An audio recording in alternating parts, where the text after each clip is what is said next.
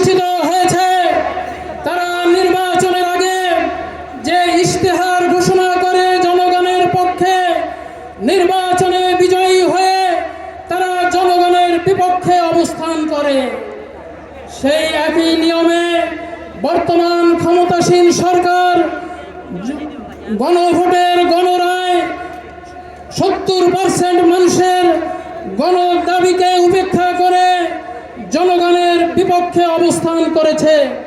সংগ্রামী ভাইরা আমার, গণভোটের সেই গণরায় বাস্তবায়নের দাবিতে আজকে আমাদের গণসমাবেশ। এই গণসমাবেশের দাবি যদি আপনারা পূরণ না করেন, অনতি বিলম্বে গণ আন্দোলন যেটা শুরু হবে তার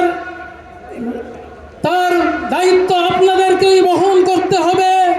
এদেশের গণ আন্দোলন আপনারা পূর্বে দেখেছেন, নতুন গণ আন্দোলন আপনাদের একটি কথা স্মরণ করিয়ে দিতে চাই, যেমনিভাবে মানুষ 70% মানুষ যেমনিভাবে গণভোটে